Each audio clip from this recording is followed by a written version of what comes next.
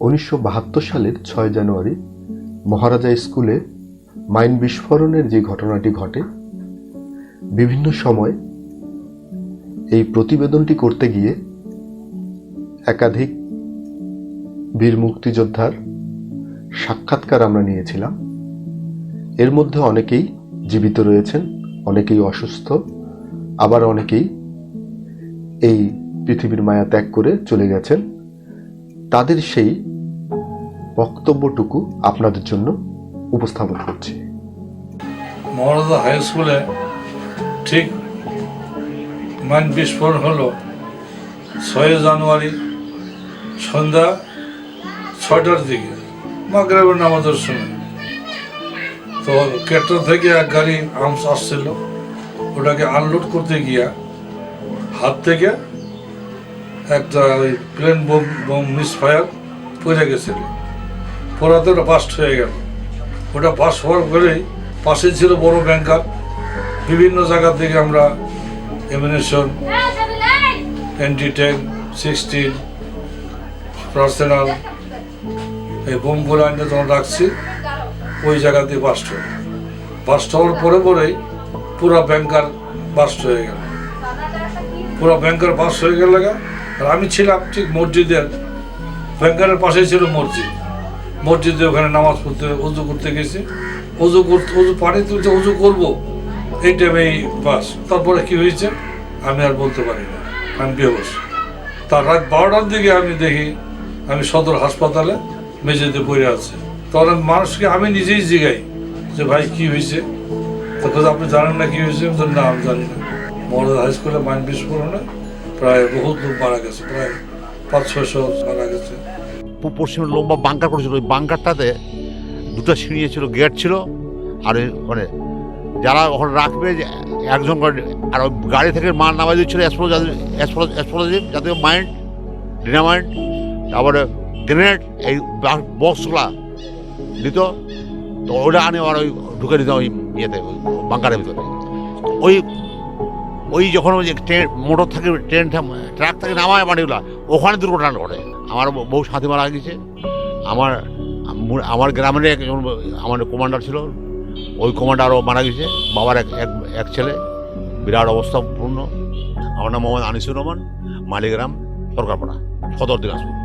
মসজিদের জামাত শুরু হয়েছে, জামাতে ইমামতি করতেছিল বিডিআর তখন 9 উইংয়ের ঠাকুরগার একজন নায়ক ছিল মমরুজ মোল্লা, সে ইমামতি করতেছিল।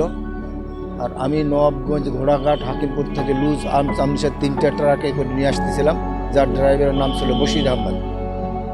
ট্রাকটা যখন আসে আর আমি বাম পায়ে বুট করছি, ডাইন পায়ের খোলার সুযোগ পাই নাই, দাঁড়াদার বোম বাস শুরু হয়েছে। আমাদের প্রশ্ন হলো যে যুদ্ধাহত মুক্তিযোদ্ধা হিসেবে বৌদ্ধ আমরা স্বীকৃতি পাইনি, এটা কিভাবে পাই সেইটা আমার আবেদন। মগরবের একটু আগে সুইহারি মৌচাক হোটেলের সামনে যখন আসি, তখন দেখি বিশাল বড় একটা আগুন আকাশের দিকে উড়ে উঠলো। সঙ্গে সঙ্গে আবার বিকট একটা শব্দ, সেই শব্দে আবার আমি শুয়ে পড়লাম। মানুষের বাড়ি ঘর, দরজা জানলা সব মানে একেবারে লাগা ছিল, সেগুলো সব ফাটে গেছে।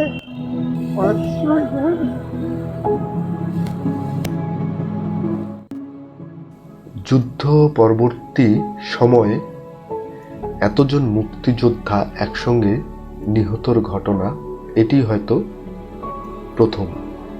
তাই এই ইতিহাসটিকে আগামী প্রজন্মের কাছে তুলে ধরতে পাঠ্যপুস্তকে অন্তর্ভুক্ত করা। পাশাপাশি স্থানীয়রা দাবি করছেন যে এই 6 জানুয়ারি মহারাজা স্কুল ট্র্যাজেডি নিয়ে গবেষণা হওয়া উচিত সরকারি পর্যায়ে। যারা এই সাক্ষী, যাদেরকে আমরা রেফারেন্স হিসেবে বলতে পারি এই ঘটনা সম্পর্কে, যারা জানে এই 6 জানুয়ারি সম্পর্কে, তারা একদিন না একদিন চলেই যাবে। কিন্তু নতুন প্রজন্ম আমরা যারা আছি, তারা হয়তো বা যাদেরকে আমরা বলতে পারি সন্ধিক্ষণের মানুষ, আমরা হয়তো বা কিছু তাদের মুখ থেকে শুনেছি, কিন্তু আগামী প্রজন্ম যারা আছে তারা কিন্তু এই সুযোগটা আর পাবে না। যার জন্য আমাদের দরকার একটা লিপিবদ্ধ বা নথিবদ্ধ একটা রেফারেন্স। তো আমরা দিনাজপুরবাসীর পক্ষ থেকে সবার একটাই আবেদন, আকুল আবেদন যে আমাদের এই ঘটনাটি সম্পূর্ণরূপে একটা পাঠ্যপুস্তক বই, আমাদের পাঠ্যপুস্তক বইয়ে এটাকে অন্তর্ভুক্ত করা হোক, যেন নতুন প্রজন্ম যারা তারা যেন জানে এই ঘটনা সম্পর্কে। 6 জানুয়ারি স্মৃতি পরিষদ নামের একটি সংগঠন রয়েছে, তারা কিন্তু প্রতি বছর এই দিনটিকে স্থানীয়ভাবে পালন করে।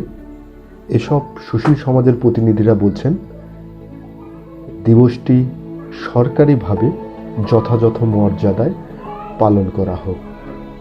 তো প্রতি বছর এই দিবসটিকে আমরা যথাযোগ্য মর্যাদায় পালন করার চেষ্টা করি এবং কালের আবর্তে মুক্তিযুদ্ধের দীর্ঘ পরিক্রমায় বর্তমান প্রজন্ম এই দিবসগুলি সম্বন্ধে জানা না বললেই চলে। মুক্তিযোদ্ধারাও দিনে দিনে হারিয়ে যাচ্ছে, এই স্মৃতিচিহ্নগুলো আস্তে আস্তে হারিয়ে যাচ্ছে। আজকের আমার মনে হয় আমাদের সরকারেরও দায়িত্ব যে এই সমস্ত দিবসগুলোকে আসলে হাইলাইট করার জন্য, আজকের প্রজন্মকে জানানোর জন্য উদ্যোগ গ্রহণ করা। শুধু দিনাজপুর নয়, আমার মনে হয় মুক্তিযুদ্ধ ইতিহাসে একটি বেদনাদায়ক ঘটনা সারা বাংলাদেশের জন্য। এই ধরনের ঘটনা কোথাও ঘটেনি, যার ফলে এই দিবসটিকে গোটা দেশব্যাপী জানানোর জন্য উদ্যোগ গ্রহণ করা উচিত। মাইন্ডগুলো বিস্ফোরণ হয়ে যায় কোনো ঘটনাবশত বা দুর্ঘটনাবশত, যেভাবেই হোক না কেন।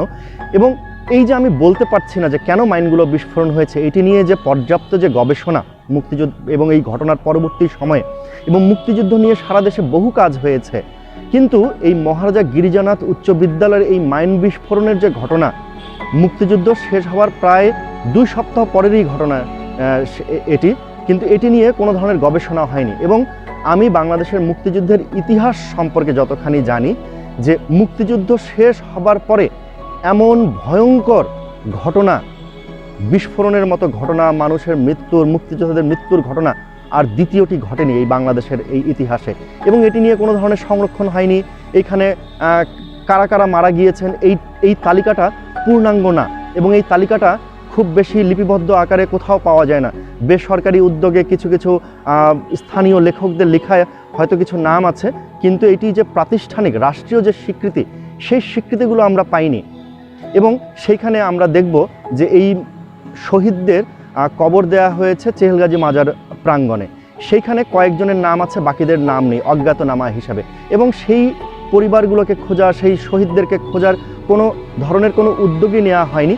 এবং এই যেটি বললাম যে এটা একটি ভয়াবহ ঘটনা মুক্তিযুদ্ধ শেষে, এটি নিয়ে রাষ্ট্রীয়ব্যাপী বিশাল বড় আকারে সরকারিভাবে পালন হবার কথা ছিল, কিন্তু আমরা প্রতি বছর দেখি দিনাজপুরের কিছু মুক্তিযোদ্ধা, বুদ্ধিজীবী, শিক্ষক, সাংবাদিক তারা মিলেই, সাংস্কৃতিক সংগঠনের কিছু মানুষ মিলেই শুধুমাত্র ফুল দিয়ে আসে সকালবেলা, অথবা ওইখানে একটি আলোচনা সভা করে এবং এই দিবসটি এটির মধ্যেই সীমাবদ্ধ থাকে।